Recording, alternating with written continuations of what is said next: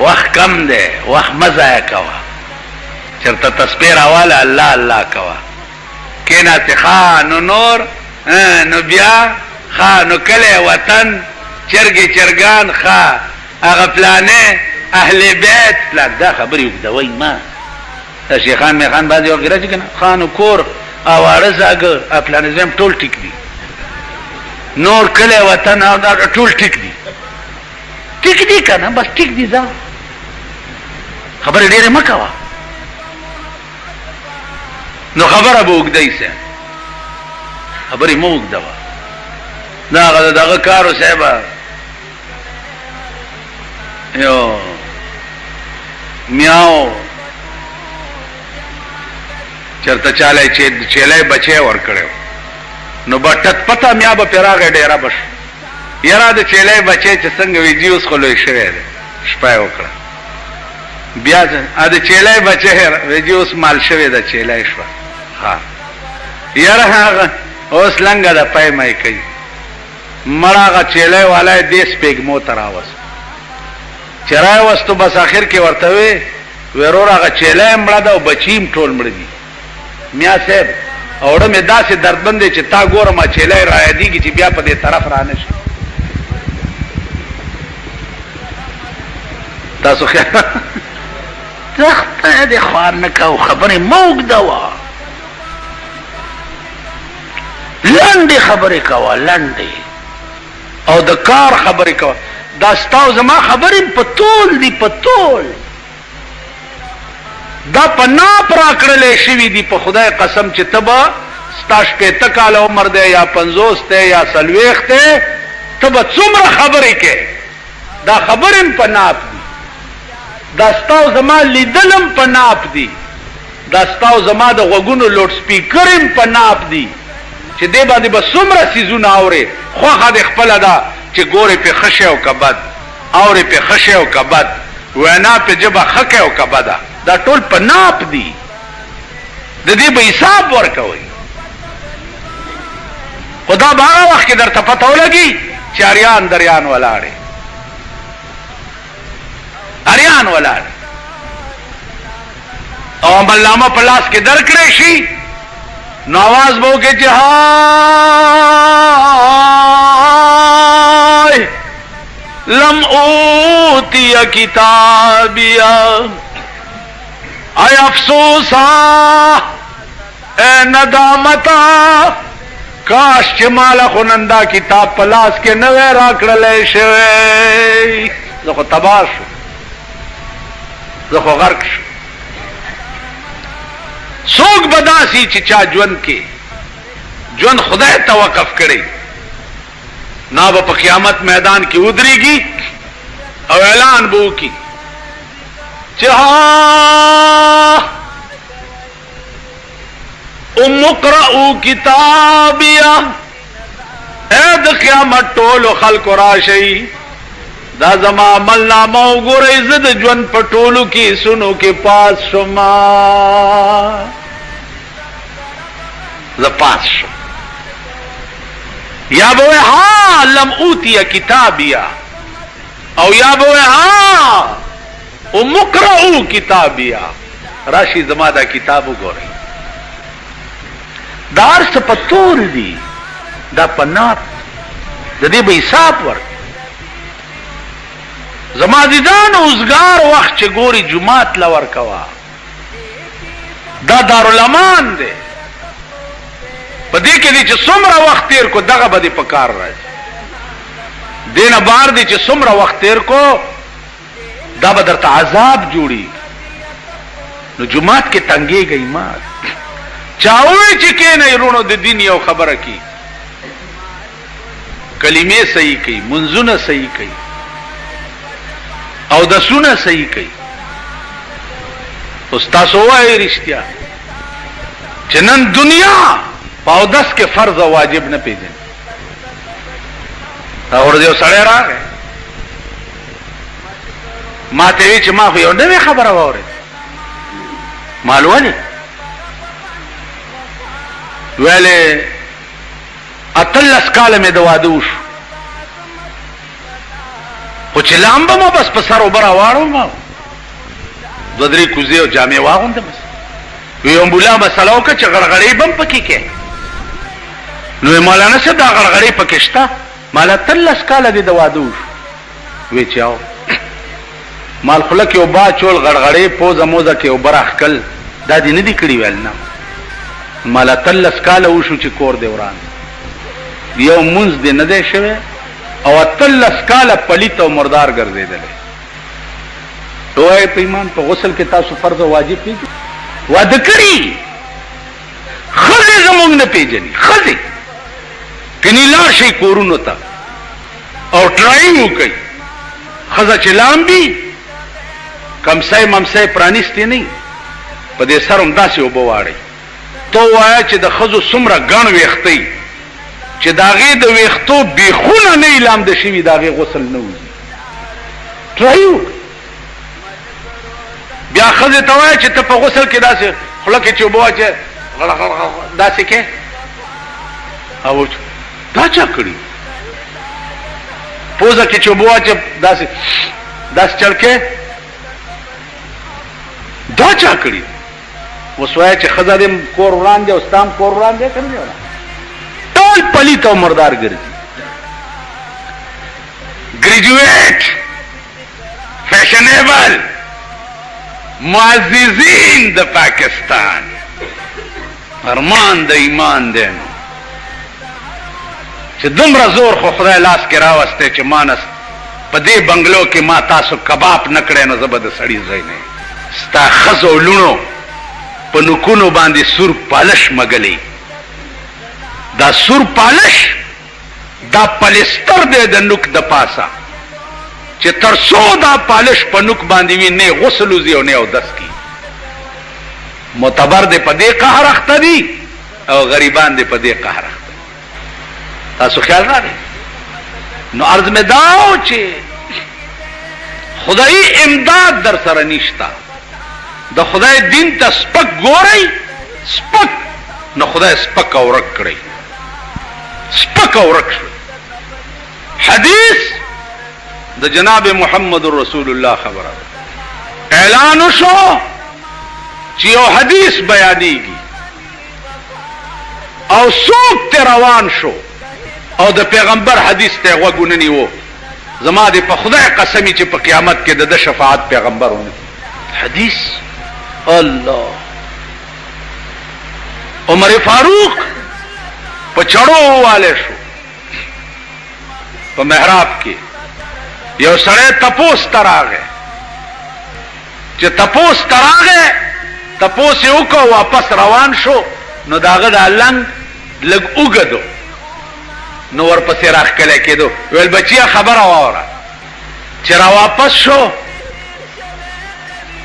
ورته وی چې زما اخیری وخت دی لږ ساعت پس مړ کېږم خو یو حدیث زما د محبوب را یاد شو چا مې په ذمه پاتې نشي چې تا ته یې ووایم یو حدیث واوره د چا چې دا ګیټۍ په لنګ او په پنسو کې پټې وي نو لا ينظر الله الیهم یوم القیامه هغوی ته به الله د قیامت په ورځ د رحمت په نظر نه ګوري عمر فاروق په داسې وخت کې حدیث په چړو والے دی وینې ته بیږي سات پس وفات کی تپوس ته یو بل صحابي راغی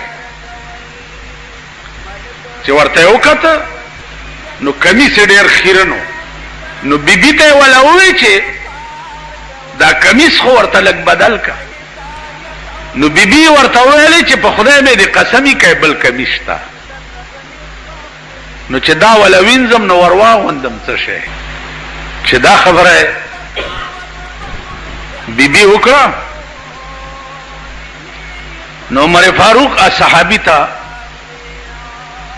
आवाज وکړ چې زه چې مړ شم او ما خخوي څه وخت کې نو زما په دې مخ باندې خاوره ومغل زما دا مخ په خاورو خړ کوي چې خدای له خړ مخ لاړ شم نو بیبي په جړا شو، صحابین په جړا شو چې دې کې څه راز دی. ورته وی چې خاورې ذلیل شی دی چې زما مخ په خاورو خړوي، نو دا مې یقین دی چې خدای به را باندې رحم وکړي. خلک دغه وو. مونږ او تاسو خلک زمونږ خبرې واورئ، زمونږ چال چلن وګورئ، زمونږ کردار وګورئ، زمونږ کرتوت وګورئ. عزیزانو انسان خو پرېږده که د شیطان د خولې نه دې واورېده چې غوږ کېږدئ یو حدیث درته بیانوم، نو ورشئ د شیطان خولم سب کوي چې زما د محبوب حدیث په دې خوله به بیانوي. خبرې ډېرې پاتې شوې، انشاءالله بیا به شي. واخر دعوانا الله دې وکړي چې تاسو ته یاد وي. ابتدا کې ما ویلیو چې وحی په لغت کې وای القاء السریع، ډېر زر سړی ته خبر ورکول. دا معنا لغوي د وحی ده، او اصطلاحي معنا د وحی، وحی فطری، وحی ایجادی او وحی عرفانی. و عزیزانو وحی عرفانی کې سلګ غوندې بیان پاتې ده، نو بیا به بلی جمعه ته انشاءالله العزیز په وحی کې دا بیان وی چې رسول الله صلی الله علیه وسلم ته د وحی دراتلو طریقه څه وه.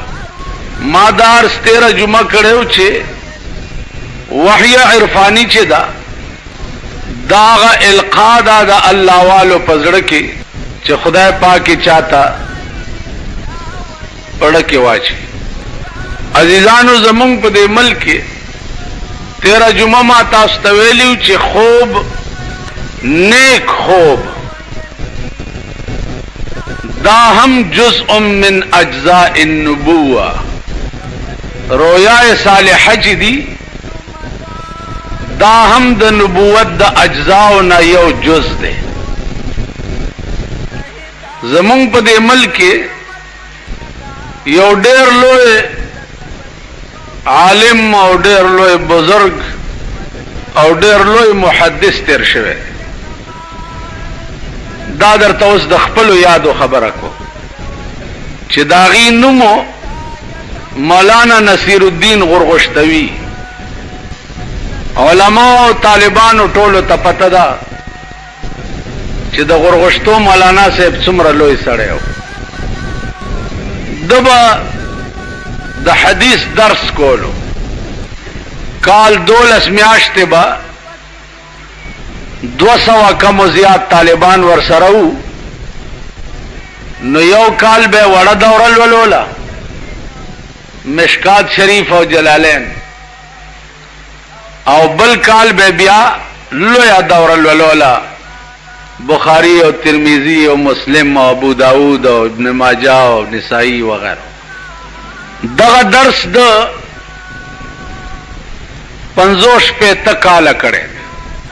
درس د پاکستان نرستو دا مدرسې چې جوړې شوې، نو د مدرسو محتممان ورپسې ورغلل چې صاحب څومره تنخواه چې وی مونږ به درکوو، خو زمونږ د مدرسې ته راځه او درس کوه. هغه ورته په جواب کې ووی چې د پیغمبر حدیث زه چاته په پیسو نه خیمه. دا حدیث پیغمبر بیان کړي مفتی، او زه به هم د طالبانو ته خیمه مفت او بے پیسې. عزیزانو دته به چې په کوم حدیث کې استباح شوه، نو د شپې به خوب کې رسول الله صلی الله علیه وسلم ورته فرمایل چې نصیر الدین تا ته چې نن کوم حدیث کې اشتباه وا هغه داسې نه دی، داسې دی. الله والو سره دا قسم واقعات ډېر شوي. دا خبره دلته یاد لرئ، په دې عربي کې یو قصیده ده، قصیده برده ورته وایي. دا قصیده برده اتشل شعرونه دي، او دا چې چا لیکلې ده نو هغه عالم فالج والے و. نوړه کې خیال وکړو چې مړکېږي خواسم خراشه د رسول الله صلی الله علیه وسلم په عشق کې او قصیده خو لیکه کړه. نو دا قصیده برده شروع کړه. عزیزانو دا غي شعرونه دي. یو شعر اوس کاش چې زمونږ د ملک ذوق او زمونږ د ملک مزاج هغه عربي وي، نو بیا به ما تاسو ته ویلې وي چې د قصیدې برده څومره خوند دی. خو زمونږ د ملک ذوق او مزاج داسې لکه د ګونګټ او د بورا یارانه وه په خپلو کې. ګونګټ لبار وخت بورا سلام لراتلو، نو یو ورځ بورا ورته ویلې چې ته هم یو ورځ زما علاقې ته خو راشه کنه. نو په دومره خو به پوهېږئ چې بورا کوم ځای اوسېږي او ګونګټ کوم ځای اوسېږي. دومره سور شی غوندي. عزیزانو بورا یو تور دومره غوندې حیوان دی چې په دې ګلونو ګرځي، او داغه اوسېدل ټول عمر په ګلونو کې وي. او ګونګټ هم دومره غوندې حیوان دی، خو داغه ټول عمر اوسېدل په غلو کې وي. چرته ګورې د غلو روړی به جوړه کړي او ګونګټ به رغړی او روان. نو ګونګټ ورته وویل چې ښه زه به هم سبا درشم. د شپې سوچ کوي چې زه چې د دې بورا ځای ته لاړ شم، د ده خوراک خو د ګلونو رس دی، او زما خوراک دا بله بلا ده، نو زه به هلته خورم څه. خو زه چې ځې نو راشن ځان سره خپل یوسه. نو د غلو دوه روړې داسې جوړې کړي، او یو په یو سپېږمه کې کېښو او بله په بله کې کېښو. بورا راغی او ګونګټې بوتلو، په چمن کې ګرځئ، دا ګلو ګورا، دا ګلو ګورا، دا ګرنټو ګورا، دا چمنو ګورا، دا ماښامه پورې ښه سیلې پې وکړو. ماښامې ورته وویلې ګونګټ ته چې د دې ګلونو په دې خوند او په دې مزه او په دې چمن څه پوه شوې، څه بوی درغی؟ هغه ویل نه، وی دا ګلاب او رامبیل او چامبیل او دا هیڅ بوی در نه راغی. وی نه والله که پې پوه شوې بیړه دې غرقه شولې. هغه محله به بوی څنګه راځي؟ سپېږمې ورته داسې کړې د غلو روړې پکې پرتې. ویل زما سپېږمو کې دا خوشبویي پرته ده، نو د ګلو خوشبویي ماله چېرته راځي؟ نو عزیزانو زمونږ د ملک مزاج چې دی د ګونګټ ګرځېدلی دی. قرآن او حدیث قصیده برده او دا ذوق ګونګټ له چرته مزه ورکړي، یا ګونګټ کې څه پوهي. اوس حدیث تو وایه دې خلقو ته چې هلکه مانځه نه پس تاسو ایثار شئ، او یو حدیث به د جناب رسول الله صلی الله علیه وسلم بیانېږي. دې خلقو ته وګوره چې لار به څومره شي او ایثار به څومره شي.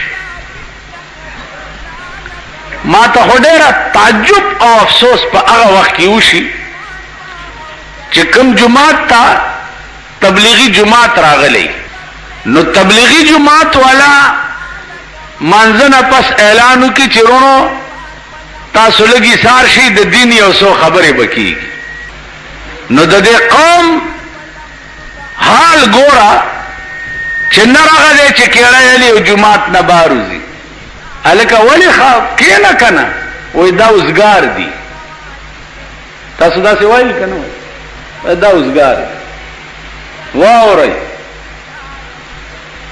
په پاکستان کې هر مرداری شته هر مرداری او پاکستان نه ده پاکستان مردارستان ده هغه ګن نشته چې کوم په پاکستان کې نشته هر ګن پکې خدا مې واورئ او ببانګې دوهل واورئ چې دې وخت کې که د اسلام صحیح خدمت او خالص د خدای د پاره کوي نو دغه یوه ډله ده چې چاته تبلیغي جماعت وایي نور مونږ ټول فراډ یو دوکه یو زه تبلیغ د هغه چا منم چې زما اوبم نسکی او زما کوسیله دین راوړي زما اوبم نسکی زما په بسترم نه ود کیږي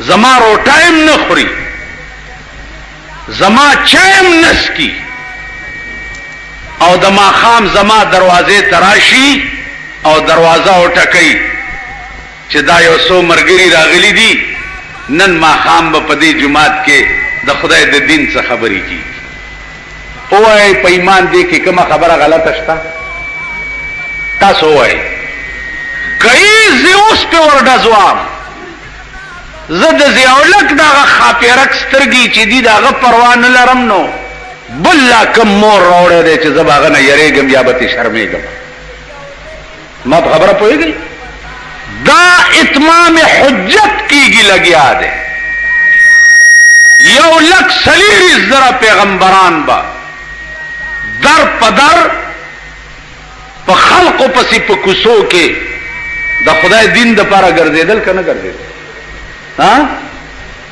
نو چې د پیغمبر در پدر ګرځېدل با قوم او نه منل نو عذاب به پرې راغی او قوم د قوم به تباه شو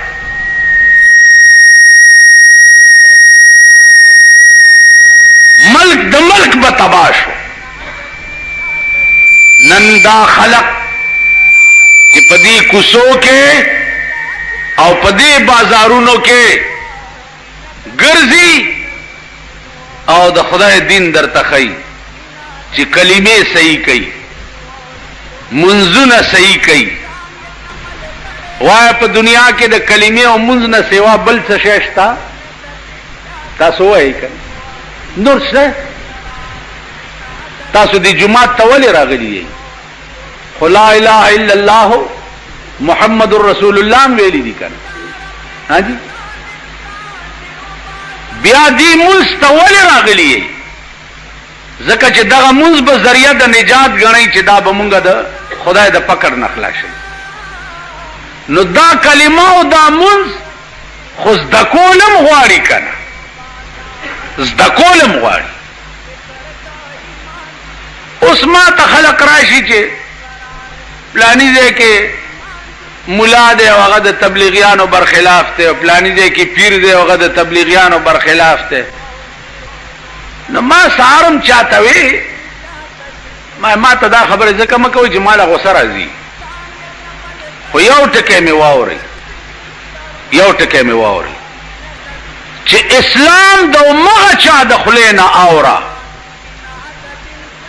د هغه چا د خولې نه چې کوم دې په کور کې اوبم نسکي او اسلام ستا دروازې ته راوړي هغه چا د خولې په اسلام کې برکت نشتا چې ته موټی ولا ورکې او ورته وایې دوا نه به مې نه وباسې د هغه چا په خوله کې برکت نشته پیران کم ځای دي پیران کم ځای دي پیر راشه درته وښیم مولانا اشرف علی تھانوی رحمت اللہ علیہ، پیر راشد اور توخیم مولانا حسین احمد مدنی، پیر مولانا رشید احمد گنگوئی، پیر مولانا محمود الحسن شیخ الہند چې د انګریز خلاف د جهاد اعلان کړو او سلور کاله په تور اوبو کې په مالټا کې قید پیر داو دا پیران دي چې ګوټه کې ناست راشه بم راوغورځېدو خلک کباب شو. خدای دې خیر پېښ کړي، خدای دې خیر پېښ کړي، دعا به کوو. دعا مکو دې خپلې رونیسه بارې راکاږه. دعا خو رسول الله هم کولی شوه، په جنگ احد کې غاښونه ولې مات کړه. دعا خو رسول الله هم کولی شوه، په جنگ بدر کې د غشو بارانونو ته ولې ولاړو. دعا خو رسول الله هم کولی شوه، په غزوه خندق کې په خپله ګینتي او بیلچه ولې واله او مورچې ولې کنستې. زما په خبرو پوهېږئ؟ دې ته وایو ټیخلاصه دعا څه دعا. هغه حاجي محمد امین دی، خدای غریب کې رحمت کی، پیرو لوی بزرگو په مدینه منوره کې په سن 65 کې زور سرام لس ورځې په خدای مې دې قسمی ما د حاجي محمد امین پڼې په خپو نه لیدلې، خپیابله به ګرځېد. ما ورته ویل دا ولې؟ ویل زه د امام مالک سنت ادا کوم. امام مالک په ټول عمر کې په مدینه کې پڼې نه وې په خپو کړې چې دې ځمکې لاندې زما محبوب پروت دی، په دې ځمکه به زه پڼو سره ګرځم. تاسو وایئ دې سره تاسو لاړ شئ دې تالي سټو سره. پنجاب کې یو ځای کې پیغام ډېر پیران پکې ناستو، د الواګانې ډېرې رالې هلته، خو چې ویې والې که نه یو پکې لاس اوچت کړی دعا کریں کہ اللہم زد فزد، یا اللہ یہ حلوے و نعمتیں ہمیشہ ہماری نصیب فرما.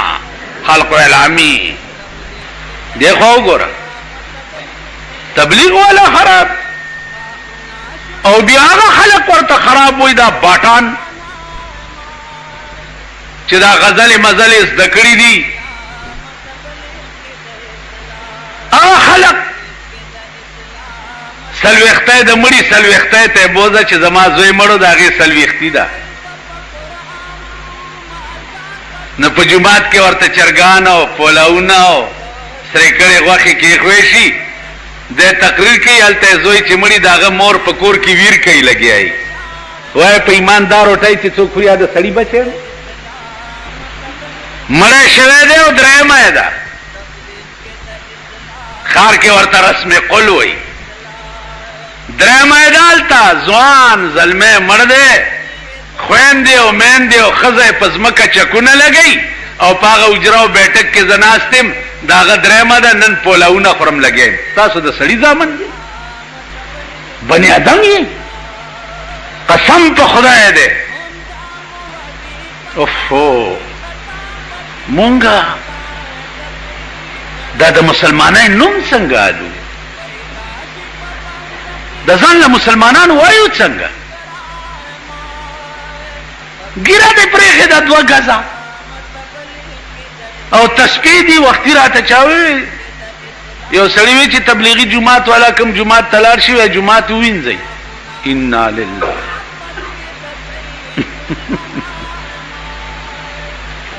اندازه کوه. نو خولې له داسې ناپړي ته راله چې اوس درته په منبر نشم ویلی، داسې ناپړي ته راله. دا به په دې نه کېږي. پاکستان کې دا خلک ټیک کېدل. پاکستان د خدای هلته سټه وباسي چې چېرته ګوټو بني. پاکستان خو نور شرمېږي لګیا دی. تاسو راشئ په دې خپل ملک کې وګورئ، دا د کلو خلک هم وګورئ، د ښار هم وګورئ. منبران بامبران خو هم کامیاب کړه. اوس د دغه لپاره رسکشي وګورئ، چیرمینۍ لپاره. دا خو به وینئ، په ټپو خو نه یې که نه، په دې خو به پوهېږئ چې یو غویمه جوړه ده صاحب، یو منډي اله پلانې به منبر شي، اله پلانې به نایب منبر شي، اله پلانې به بیګا مې خدای سه آسماني سیلاب پې راولې چې دا منبري د مرګه پاتې. دا ملک دی، کوم سره چې په خپل دا تقاضا کوي چې ما خپل مشر جوړ کړي، جناب محمد رسول الله فرمایي چې دغه سړي سره به د الله امداد نه وي. مشر به هغه سره د خدای امدادي چې قوم په زور راونیسي او خپل مشر یې جوړ کړي. نن ستا په ملک نه وزیر سره د خدای امداد شتا، نه گورنر سره د خدای امداد شتا، نه وزیر اعظم سره د خدای امداد شتا، او نه صدر مملکت سره د خدای امداد شتا. ځکه نن ستا ملک د خدای د عظیم قهر په لپیټ کې دی. تا سره د خدای امداد نشته. دا زمون ملک دی. نو زما عزیزانو نن هغه خلق څوک نه معاف کوي چې کوم خلقو په جولای کې د خدای دین اچولی دی او په بازارونو او په کوڅو کې خلقو پسې ګرځي. هغه خلق هم نن څوک معاف کوي نه. مولانا الیاس رحمت الله علیه لوی دیوبندي و، لوی دیوبندي. مولانا الیاس رحمت الله علیه هغه د حاجی امداد الله مهاجر مکی لوی مرګره و. مولانا الیاس رحمت الله علیه د شیخ الهند مولانا محمود الحسن لوی مرګره و.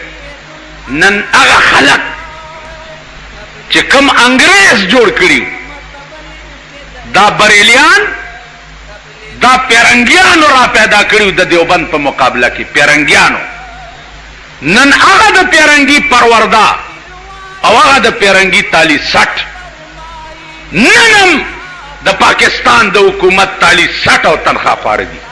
ورشي په دای سیملو سینټونو کې ور سره ناشتي.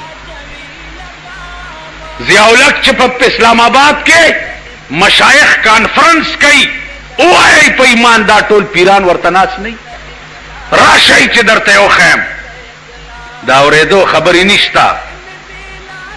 دا تاسو چې ورته سجدې لګوئ دا ټول د پولیټیکلانو د ډیپټي کمشنرانو د لنګر په شکل کې دوی ته وظیفې د پیرنګیانو دي.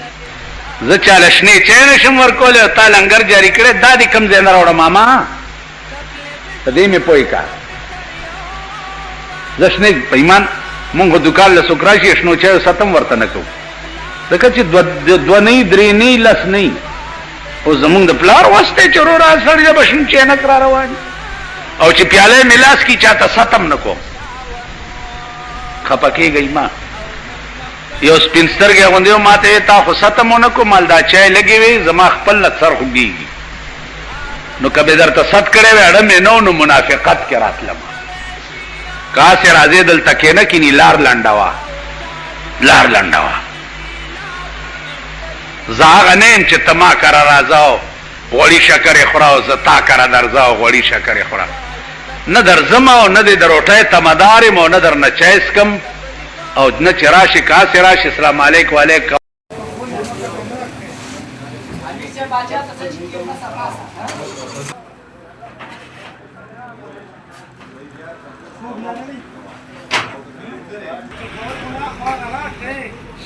دې خوراکه پرې منځ کې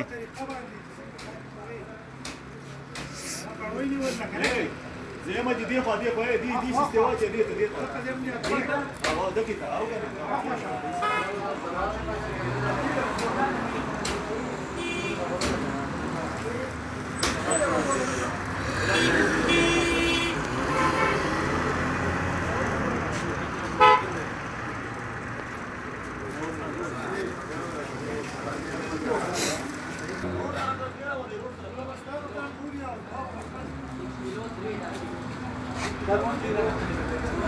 ته بند کا की बिजली भाई खा बिजली तो बंद कमाल का लेट होता बंद का लेट डबल तार लेका न्यूट्रल पे वो गुरे से पागी बिजली राजी हुआ है कौन तरफ था देखा का सेट है होगा सुने को मैं खाम स्टे बने रहे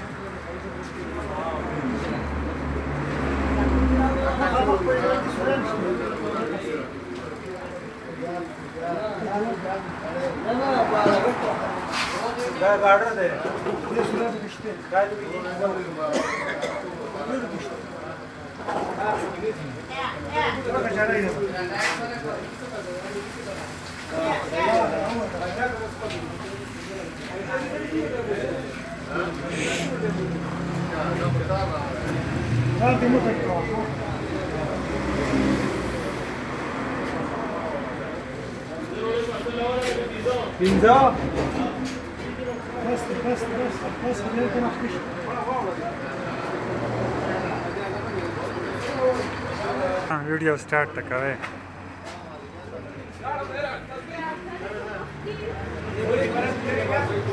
आवा बलब टिकट का